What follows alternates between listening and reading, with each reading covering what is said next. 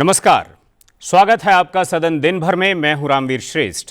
आज दोनों सदनों में गैर सरकारी संकल्प का दिन था। इसके अलावा सरकारी कामकाज भी हुआ। अगले आधा घंटे में देखेंगे राज्यसभा और लोकसभा की कार्यवाही में क्या कुछ रहा खास। लेकिन सबसे पहले नजर सुर्खियों पर। लोकसभा में वर्ष 2025-26 के लिए अनुदान की अनुपूरक मांगों के प्रथम बैच पर चर्चा शुरू। सत्ता पक्ष ने कहा 11 वर्षों में रक्षा, निर्यात, शिक्षा समेत विभिन्न क्षेत्रों में हुई अभूतपूर्व प्रगति। विपक्ष ने अर्थव्यवस्था की हालत और विकास दर के आंकड़ों की विश्वसनीयता पर उठाया सवाल।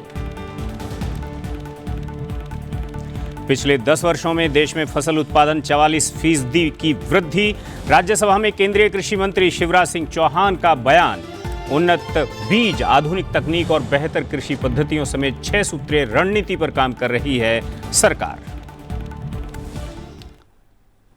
सदन के दोनों सदनों में पूर्व लोकसभा अध्यक्ष और पूर्व केंद्रीय मंत्री शिवराज पाटिल को दी गई श्रद्धांजलि। 90 वर्ष की आयु में आज निधन। साथ ही संसद पर 24 साल पहले हुए हमले में मारे गए शहीदों को किया नमन। और बुलेटिन में सबसे पहले बात राज्यसभा में आज की कार्यवाही की।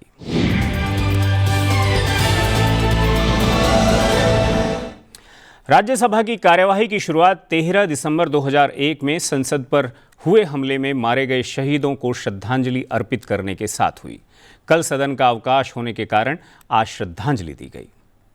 Honorable members, tomorrow the 13th of December 2025 is the 24th anniversary of the tragic terrorist attack on Parliament House that took place on 13th December 2001. On that dark day, when the very symbol of our democracy, the Bharatiya Sansad, was targeted by forces bent on destroying the foundations of our nation. It was the fearless courage and prompt action of our valiant security personnel that foiled the sinister design. We lost several brave hearts who stood unflinchingly between the attackers and this temple of democracy, displaying exceptional gallantry in the face of mortal danger. Honorable members, let us pause to remember and pay our respectable tribute to those courageous souls who sacrificed their lives on that sorrowful day. Their devotion to the duty and selfless valor continue to inspire every one of us. It is our sacred responsibility to carry forward the democratic ideals for which they lay down their lives. I request members to rise in their place and observe silence as a mark of respect to the memory of those who lost their lives in that terror attack. इसके बाद सभापति ने विभिन्न मंत्रालयों से जुड़े पत्र सदन के पटल पर रखवाने की प्रक्रिया शुरू की, लेकिन उस समय किसी भी कैबिनेट मंत्री के सदन में मौजूद नहीं रहने पर विपक्ष की आपत्ति पर कार्यवाही 10 मिनट के लिए स्थगित करनी पड़ी। फिर से कार्यवाही शुरू होने पर वाणिज्य एवं उद्योग मंत्रालय और इलेक्ट्रॉनिक्स एवं सूचना प्रौद्योगिकी मंत्रालय, कृषि एवं किसान कल्याण मंत्रालय से जुड़े दस्तावेज सभा पटल पर रखे गए। साथ ही सूचना एवं प्रसारण मंत्रालय, भारी उद्योग मंत्रालय, इस्पात मंत्रालय और वस्त्र मंत्रालय से जुड़े पत्र रखे गए। इसके बाद विभाग संबंधित विज्ञान तथा प्रौद्योगिकी, पर्यावरण, वन और जलवायु परिवर्तन संबंधी संसदीय स्थायी समिति के प्रतिवेदन सभा के पटल पर रखे गए। इसके अलावा संचार और सूचना प्रौद्योगिकी संबंधी संसदीय स्थायी समिति के विवरण, आवासन और शहरी कार्य संबंधी संसदीय स्थायी समिति के विवरण प्रस्तुत किए गए। विभाग संबंधित सामाजिक न्याय और अधिकारिता संबंधी संसदीय स्थायी समिति के विवरण भी सदन के पटल पर रखे गए। सदन में केंद्रीय रेशम बोर्ड के लिए राज्यसभा के एक सदस्य के निर्वाचन का प्रस्ताव रखा गया, जिसे ध्वनिमत से स्वीकार कर लिया गया। इसके अलावा सदन में विभिन्न मंत्रियों के वक्तव्य भी सभा के पटल पर रखे गए। राज्यसभा में शून्यकाल के दौरान जनहित से जुड़े मुद्दे उठाए गए। विभिन्न सदस्यों ने किसानों, रेलवे और जलवायु परिवर्तन समेत अलग अलग तरह के मुद्दे उठाए। चंडीगढ़ अंतर्राष्ट्रीय हवाई अड्डे में अंतर्राष्ट्रीय उड़ान संपर्क के विस्तार की मांग की गई। साथ ही सुरक्षित और विश्वसनीय हवाई यात्रा सुरक्षित करने के लिए उड़ान ड्यूटी समय सीमा को मजबूत करने पर जोर दिया गया। दिव्यांगजनों के अधिकारों और गरिमा को सुनिश्चित करने के लिए राष्ट्रीय स्तर के दिव्यांगजन आयोग की आवश्यकता बताई गई। देश में युवाओं के बीच दिल के दौरे से होने वाली मौतों में वृद्धि की जांच के लिए एक उच्च स्तरीय राष्ट्रीय समिति की जरूरत पर भी ध्यान दिलाया गया। सांसद अरुण सिंह ने वन क्षेत्रों में रहने वाले आदिवासी समुदायों के लिए सड़कों तक आसान पहुंच की आवश्यकता की ओर सरकार का ध्यान दिलाया। क्षेत्र को आइडेंटिफाई करके ग्रामीणों के हित को ध्यान में रख करके उस क्षेत्र को डिनोटिफाई करके अगर ऐसी आवश्यकता लगती है तो उनकी सहूलियत को ध्यान में रखते हुए यह काम करना चाहिए। यही मेरा आपसे आपके माध्यम से माननीय मंत्री जी से निवेदन करना था कि ग्रामीणों की समस्या को ध्यान में रखते हुए, आदिवासियों की समस्या को ध्यान में रखते हुए, जिससे उनकी मूलभूत सुविधाओं को मिल सके, डॉक्टर वहाँ पे जा सके, शिक्षा के लिए वो कस्बे में आ सके। सांसद मदन राठौर ने सोशल मीडिया प्लेटफॉर्म पर अश्लील और हानिकारक कंटेंट के प्रसार को रोकने के लिए विनियामक प्रावधानों की आवश्यकता बताई। ऐसे रील आधारित कंटेंट तेजी से फैलाने वाली अश्लील शॉर्ट वीडियोस पर नियंत्रण हेतु कठोर कानून बनाए जाने का मैं ये निवेदन करना चाहूँगा। अश्लील और असामाजिक विघटनकारी रील्स को रोकने के लिए कानूनी प्रावधान और सख्त दंड देने का प्रावधान निश्चित रूप से किया जाना चाहिए और नाबालिगों को हानिकारक सामग्री से बचाने के लिए प्लेटफॉर्म आधारित जवाबदेही सुनिश्चित की जानी चाहिए।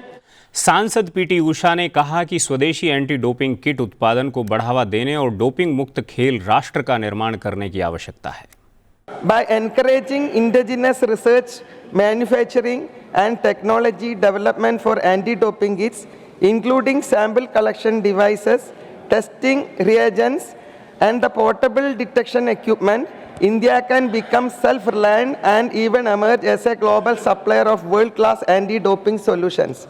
Sir, such an initiative will not only reduce cost but also speed up testing, increase transparency, and strengthen the deterrence mechanism across all levels of sport. Rajya Sabha ने दिवंगत पूर्व सदस्य शिवराज पाटिल को भावभीनी श्रद्धांजलि अर्पित की। दिवंगत नेता के सम्मान में सदस्यों ने कुछ देर का मौन रखकर उन्हें भावभीनी श्रद्धांजलि अर्पित की। उनका आज सुबह निधन हो गया था। I refer with profound sorrow to the passing away of Sri Shivraj Vishwanath Patil ji, a former member of this house who passed away today, the 12th of December 2025 at the age of 90 years. Sri Patil ji served as the member of the Rajya Sabha representing the state of Maharashtra from 2004 to 2010. Born on 12th October 1935, Sri Patil ji was an eminent public figure who held several important constitutional and parliamentary positions during his long and distinguished career. He served as the 10th Speaker of Lok Sabha and later as the Union Minister of Home Affairs. He also served as the Governor of Punjab and the Administrator of Union Territory of Chandigarh. A dignified and soft-spoken statesman, Sri Patil ji was widely respected for his deep understanding of parliamentary procedure, his unwavering commitment to democratic values, and his calm and measured approach to public life. His contributions to the proceedings of this House and to the nation's governance remain noteworthy. In the passing away of Shriman Shivraj Vishwanath Patil ji, the country has lost an experienced statesman, an able administrator, and a respected parliamentarian. We deeply mourn the passing away of Sri Shivraj Vishwanath Patil ji. I request members to rise in their place and observe silence as the mark of respect to the memory of the departed.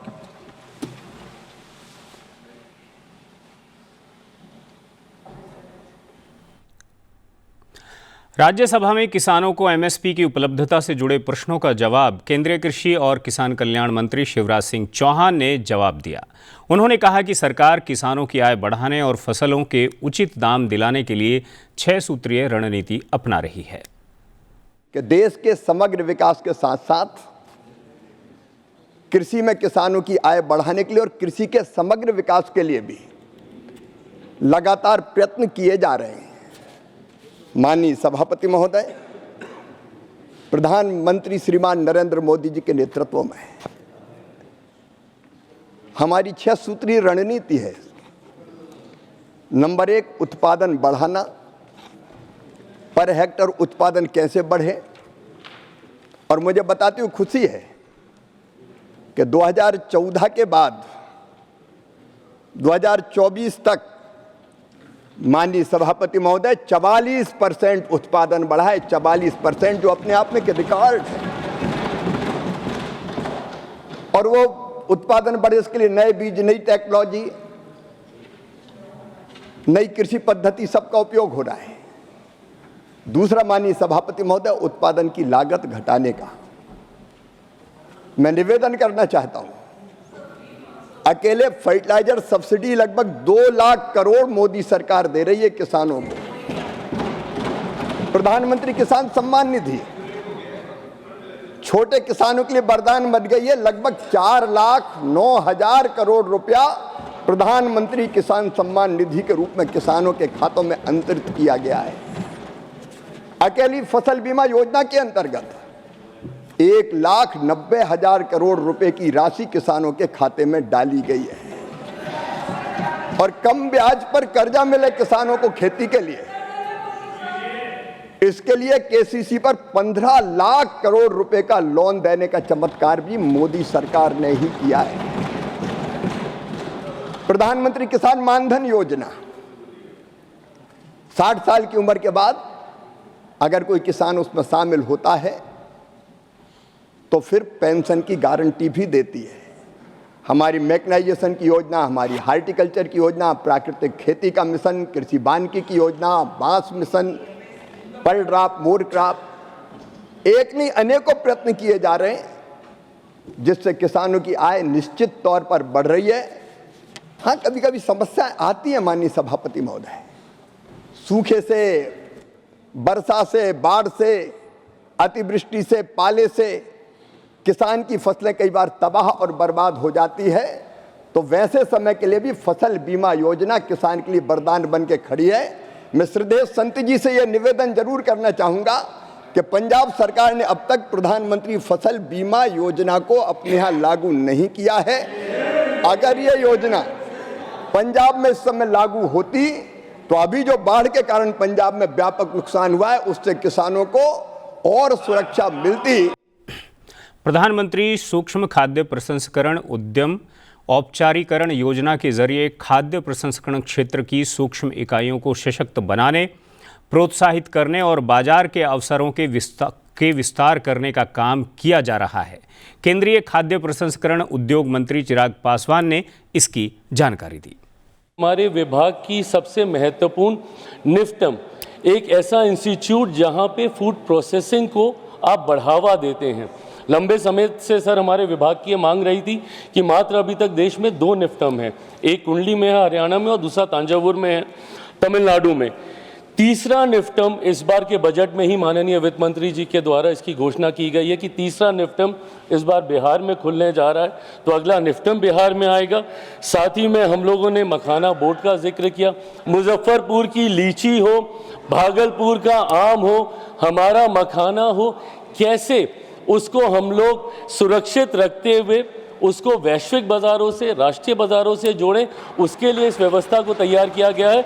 और इसमें सबसे महत्वपूर्ण भूमिका हमारी PMFME की scheme इसमें निभा रही है। अलग और स्कीमों के माध्यम से भी, प्रधानमंत्री किसान संपदा योजना के माध्यम से भी हम लोग उस व्यवस्था निर्माण का हम लोग प्रयास कर रहे हैं। कोल्ड स्टोरेजेस का आपने जिक्र किया, वो पूरी चेन हम लोग प्रोवाइड करने का हम लोग कार्य कर रहे हैं। We are already under this scheme PMFME.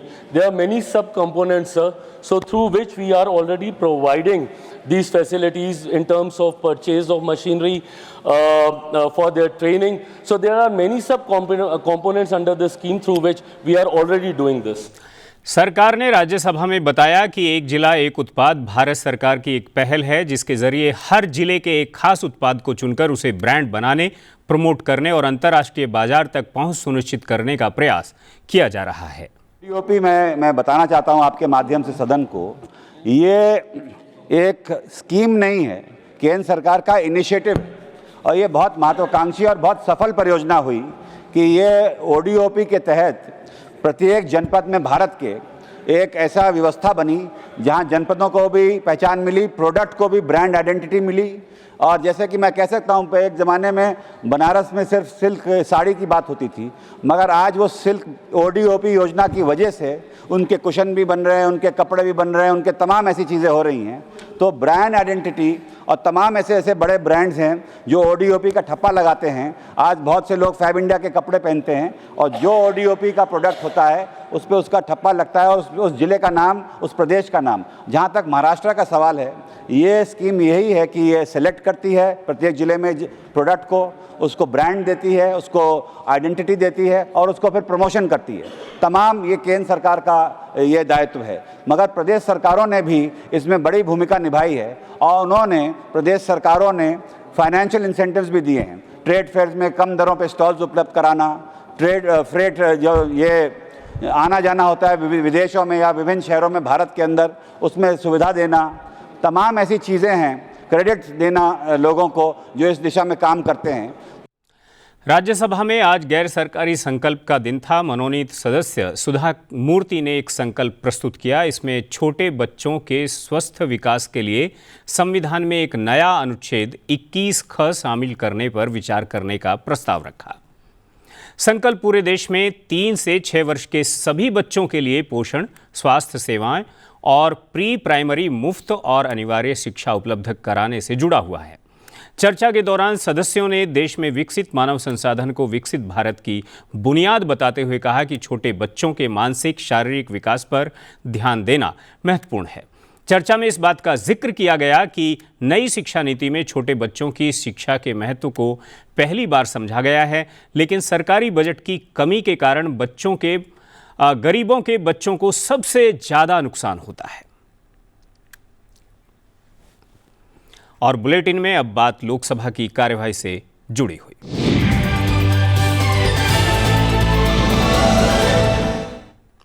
Lok Sabha में सदस्यों ने पूर्व केंद्रीय मंत्री और लोकसभा के पूर्व अध्यक्ष शिवराज पाटिल के निधन पर शोक जताया।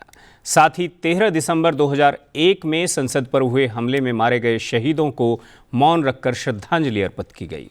इसके बाद सदन की कार्यवाही दोपहर 12 बजे तक के लिए स्थगित कर दी गई।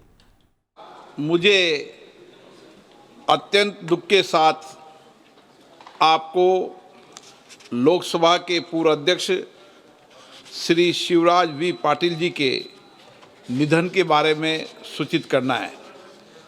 श्री शिवराज वी पाटिल जी महाराष्ट्र के लातूर संसदीय निर्वाचन क्षेत्र से 7वीं से 13वीं लोकसभा तक 7 कार्यकाल के लिए लोकसभा के सदस्य रहे।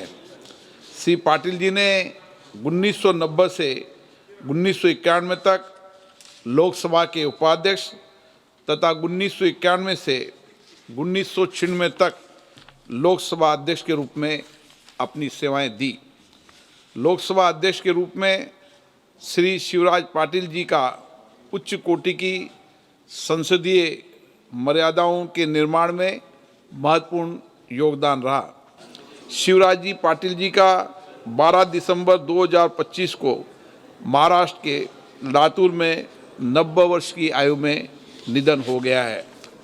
ये सभा शिवराज वी पाटिल जी के निधन पर गहरा शोक व्यक्त करती है तथा शोक संतप्त परिवारों के प्रति अपनी संवेदना व्यक्त करती है।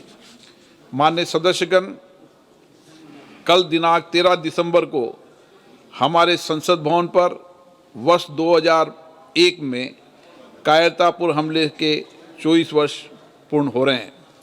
इस दिन आतंकवादियों ने हमारे लोकतंत्र के पवित्रम स्थल तथा भारत की संसद पर हमला किया था। संसद भवन की सुरक्षा में तैनात हमारे वीर सुरक्षा बलों द्वारा इस हमले को सफलतापूर्ण नाकाम कर दिया था। आतंकवादियों के उस हमले को बहादुरी से सामना करते हुए संसद सुरक्षा सेवा, दिल्ली पुलिस और केंद्रीय रिजर्व पुलिस के 8 सुरक्षा कर्मियों ने अपना सर्वोच्च बलिदान दिया था। इस आतंकवादी हमले में CPWD के एक कर्मचारी भी शहीद हुए थे। ये सभा 13 दिसंबर 2001 के आतंकवादी हमले में संसद भवन की रक्षा करते हुए वीर गति को प्राप्त सभी अमर शहीदों को अपनी विनम्र श्रद्धांजलि अर्पित करती हैं एवं उनके परिवारों के प्रति अपनी गहरी संवेदना व्यक्त करती है। इस अवसर पर हम आतंकवाद का मुकाबला करने और अपनी मातृभूमि की एकता, अखंडता और संप्रभुता की रक्षा करने में अपने अटल संकल्प को दोहराते हैं। अब ये सभा पूर्व लोकसभा अध्यक्ष श्री शिवराज पाटिल जी एवं संसद भवन पर हुए हमले में दिवंगत आत्माओं के सम्मान में कुछ देर मौन रहेगी।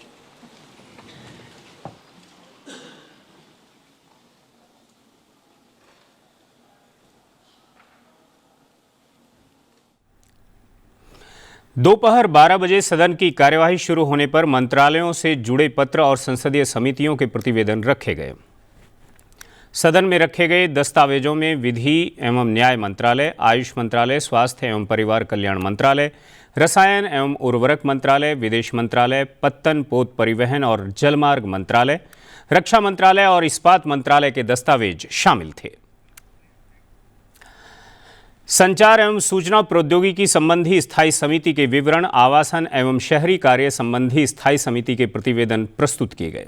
इसके साथ ही सामाजिक न्याय एवं सशक्तिकरण संबंधी स्थायी समिति के विवरण प्रस्तुत किए गए। साथ ही विज्ञान एवं प्रौद्योगिकी, पर्यावरण, वन एवं जलवायु परिवर्तन संबंधी स्थायी समिति की रिपोर्ट प्रस्तुत की गई। सदन में 3 मंत्रियों ने अपने अपने मंत्रालयों से संबंधित मुद्दों पर वक्तव्य रखा। आयुष राज्य मंत्री प्रताप राव जाधव ने राष्ट्रीय आयुष मिशन की समीक्षा के संबंध में बयान रखा। भूपति राजू श्रीनिवास वर्मा ने कोयला खान और इस्पात संबंधी स्थायी समिति की सिफारिशों के क्रियान्वयन के संबंध में वक्तव्य दिया। केंद्रीय रसायन और उर्वरक मंत्री जेपी नड्डा ने अपने मंत्रालय से जुड़ा एक वक्तव्य सदन के पटल पर रखा। सांसद तेजस्वी सूर्या ने जन विश्वास उपबंधों का संशोधन विधेयक 2025 पर सेलेक्ट कमेटी की रिपोर्ट पेश करने के लिए समय बढ़ाने का एक प्रस्ताव पेश किया। सदन ने ध्वनिमत से इस प्रस्ताव को पारित कर दिया। लोकसभा में शून्यकाल के दौरान विपक्ष के नेता राहुल गांधी ने राजधानी सहित देश के बड़े शहरों में बढ़ते वायु प्रदूषण का मुद्दा उठाया और सदन में इस पर विस्तृत चर्चा करके इसे गंभीर समस्या के समाधान को खोजने की मांग की। इस पर संसदीय कार्य मंत्री किरेन रिजिजू ने कहा कि सरकार भी इस मामले को लेकर चिंतित है और मुद्दे पर चर्चा करने के तरीके पर काम कर रही है। Leader of the opposition Rahul Gandhi ji has made a statement in the form of suggestion. The member of the Congress party in the Business Advisory Committee had also raised this issue and some other parties, and from the government side also. And government from the day one had made our position very clear that on all important matters, government is ready to discuss and also to find out solutions, taking along the suggestions from all the members, including the principal opposition party led by Rahul Gandhi ji.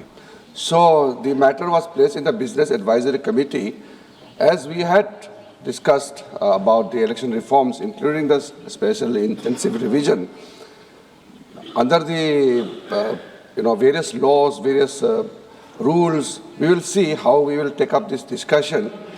But we will, please, the matter was brought in the BSC, so if let us he is responding take on this back to BSC. during 0 hour, you can understand. Government is ready to discuss. No, you can understand.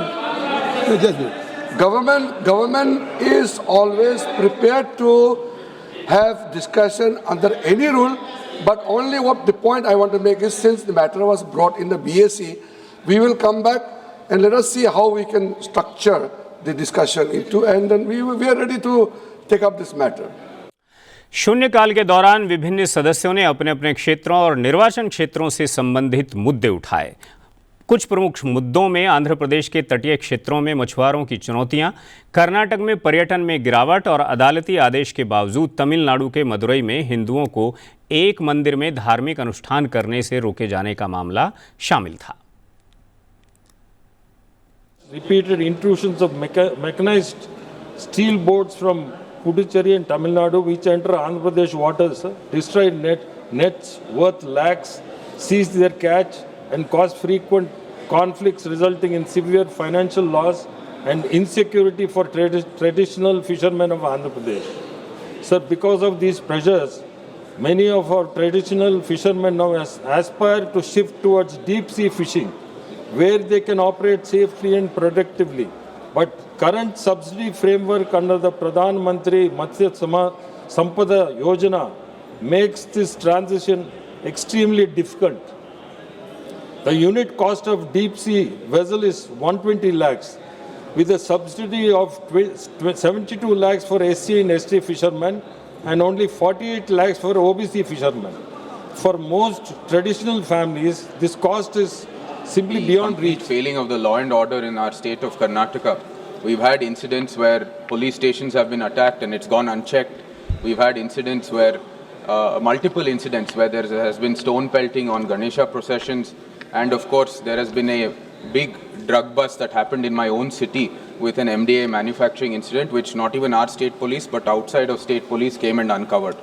So this is now having a direct impact on local economies, particularly in Hampi, which of course is our cultural center and what we draw of inspiration today for the entirety of Karnataka's heritage.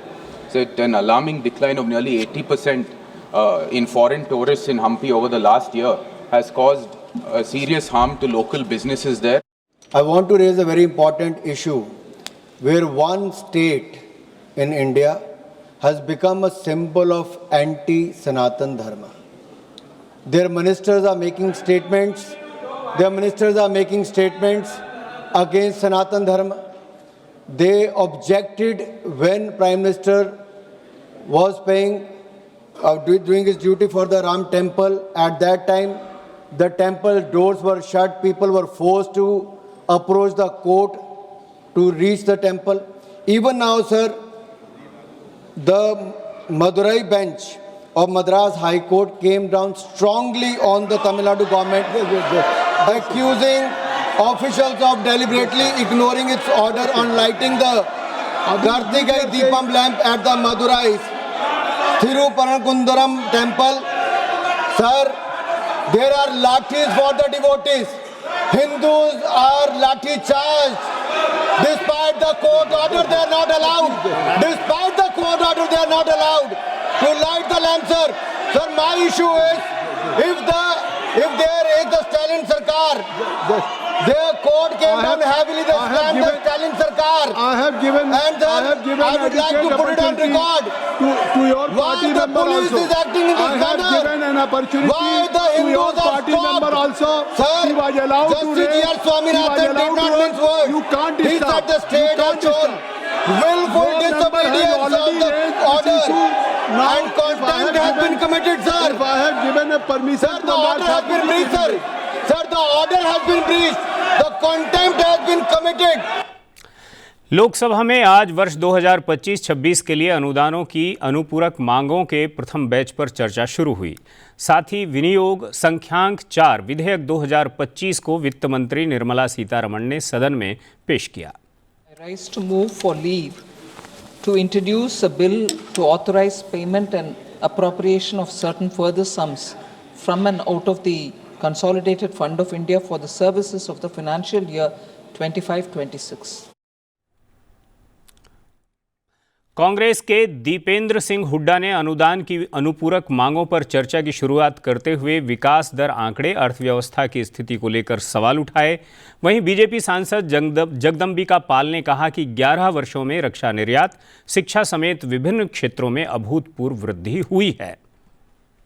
आज दुनिया के जो 4 बड़े देश हैं, USA, China, रसिया, अगर रसिया 1.1 है, China 5.2 है, यूएसए 3.8 है, तो भारत का जीडीपी 8.2% है।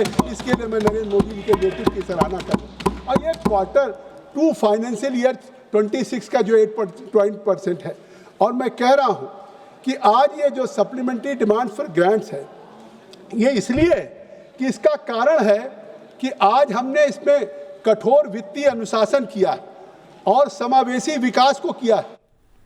शुक्रवार का दिन होने के कारण लोकसभा में भी गैर सरकारी संकल्प पर चर्चा हुई। लोकसभा ने देश में हवाई किराए को विनियमित करने के लिए उचित उपायों पर आगे चर्चा की। विभिन्न दलों के सदस्यों ने चर्चा में भाग लिया। बाद में नागरिक उड्डयन मंत्री के आश्वासन के बाद संकल्प को वापस ले लिया गया। The idea still remains that if the civil aviation network, the aviation sector, if it needs to grow, the first and foremost thing is to keep it deregulated so that the competition survives, more players can come in. Madam, and coming back to the whole deregulation aspect, even though I am saying that the market is deregulated, let me also come to the fact that according to the Aircraft Act that we have right now, there is power with the central government that in extraordinary circumstances, when there is a possibility that there is a misuse of the air tariff deregulation that we have set up, then there is the power with the central government to interfere and set things right, to cap the fares so that the passenger does not experience opportunistic pricing at that point of time. सदन दिन भर में इतना ही। मुझे इजाजत दीजिए और आप देखते रहिए संसद टीवी। नमस्कार।